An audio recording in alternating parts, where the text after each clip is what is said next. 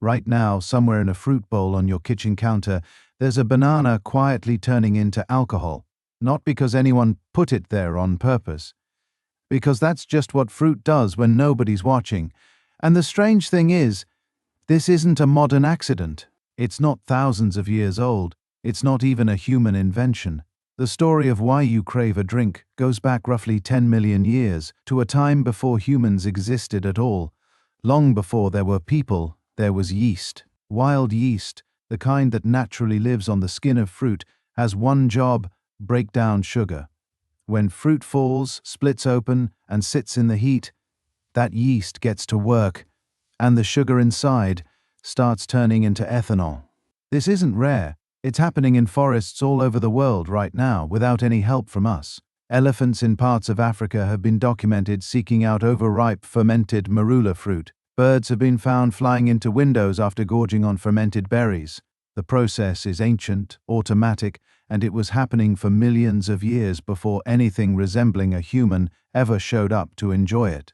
So the question becomes, at what point did our bodies start paying attention? In 2014, a biologist named Matthew Carrigan, working out of Santa Fe College in Florida, studied a gene called ADH4.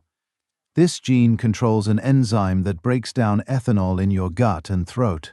Carrigan's team traced the gene's history across primates and found something remarkable. About 10 million years ago, a single mutation appeared in the common ancestor of humans, chimpanzees, and gorillas. That mutation made the ADH4 enzyme roughly 40 times more efficient at metabolizing alcohol.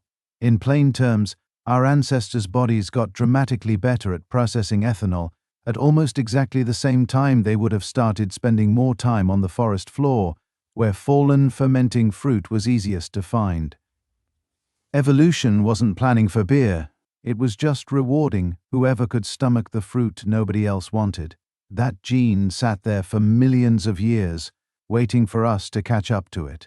Around 4100 BCE, in a cave called Armenia 1 in the mountains of southern Armenia, archaeologists led by Gregory Ereshian and Boris Gasparian found something nobody expected: a shallow clay basin built to be stepped on and crushed grapes in, a vat positioned below it to catch the juice, storage jars, drinking cups. It's the oldest known wine production facility on Earth. Someone had built actual equipment, a small factory, just for making wine. But here's the part that changes the story. Armenia 1 wasn't a home, it wasn't a village center. It was also, in the same cave, a burial site. Human remains were found just steps away from the wine press.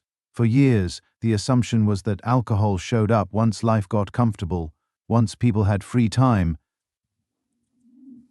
once there was something to celebrate.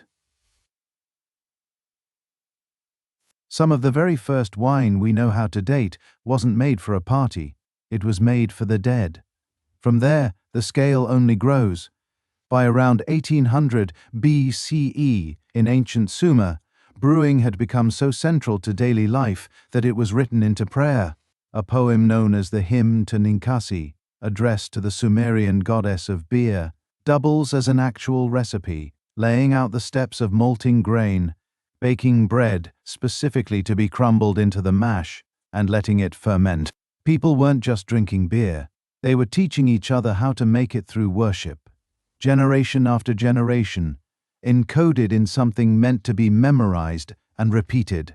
And by 1754 BCE, alcohol had worked its way so deep into society that it needed its own laws.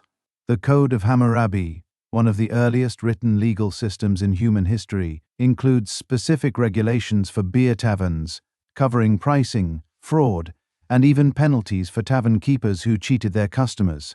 A drink that started as an accident on a forest floor had become something governments felt the need to control. So here's the full timeline.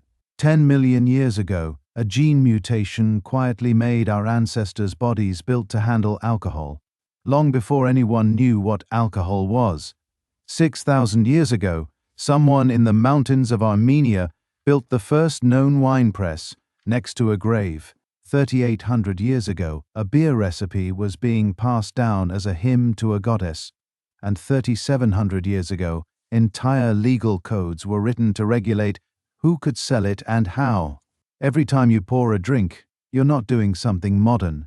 You're finishing a habit your body was quietly built for millions of years before your species had a name for itself, and one that people have been writing laws, prayers, and recipes to protect ever since. If you want to look into any of the research behind this, everything's linked in the description.